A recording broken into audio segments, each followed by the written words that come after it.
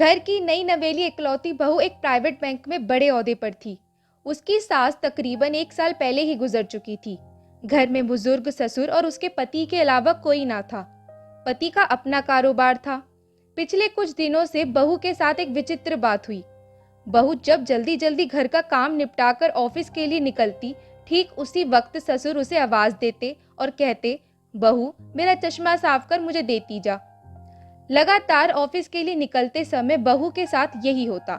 काम के दबाव और देरी होने के कारण कभी कभी बहू मन ही मन झला जाती, लेकिन फिर भी अपने ससुर को कुछ बोल नहीं पाती।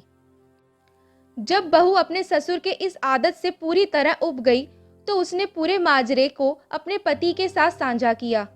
पति को भी अपने पिता के इस व्यवहार पर बड़ा ताज्जुब हुआ, लेकिन उसने अपने पिता से कुछ नहीं कहा।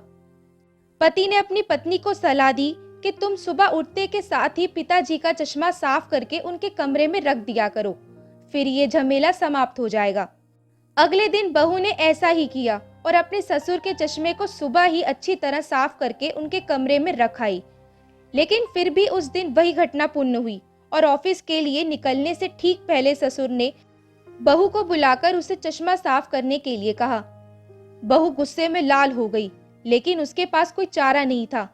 बहू के लाख उपायों के बावजूद ससुर ने उसे सुबह ऑफिस जाते समय आवाज देना नहीं छोड़ा।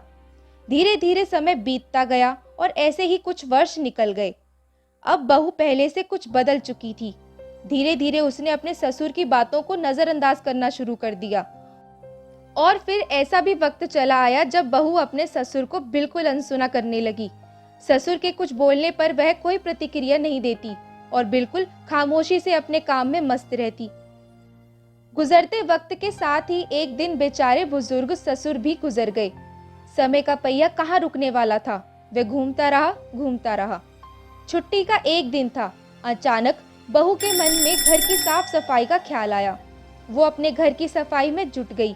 तभी सफाई के दौरान मृत ससुर की डायरी उसके हाथ लग गई। बहू ने जब अपने ससुर की डायरी को पलटना शुरू किया तो उसके एक पन्ने पर लिखा था, दिनांक 26 अक्टूबर 2019। आज के इस भाग दौड़ और बेहद तनाव व संघर्ष भरी जिंदगी में घर से निकलते समय बच्चे अक्सर बड़ों का आशीर्वाद लेना भूल जाते हैं, जबकि बुजुर्गों का यही आशीर्वाद मुश्किल समय में उनके लिए ढाल का काम करता है। बस इसलिए जब तुम चश्मा साफ कर मुझे देने के लिए झुकती थी तो मैं मन ही मन अपना हाथ तुम्हारे सिर पर रख देता था, क्योंकि मरने से पहले तुम्हारी सास ने मुझे कहा था कि बहू को अपनी बेटी की तरह प्यार से रखना और उसे ये कभी भी मत महसूस होने देना कि वो अपने ससुराल में है और हम उसके माँ बाप नहीं हैं। उसकी छोटी मोटी गलतियों को उसकी नादानी समझकर माफ कर देना। वैसे मेरा आशीष सदा तुम्हारे साथ है बेटा।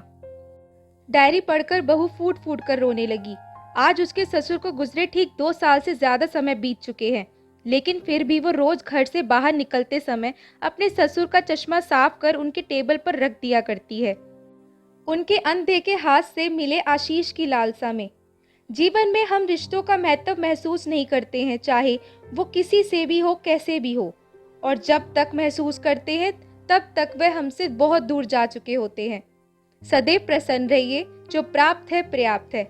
यदि आपको हमारी ये कहानी पसंद आई हो तो कृपया लाइक और शेयर करें और ऐसी रोमांचक कहानियाँ सुनने के लिए हमारा चैनल सब्सक्राइब करना ना भूलें। धन्यवाद।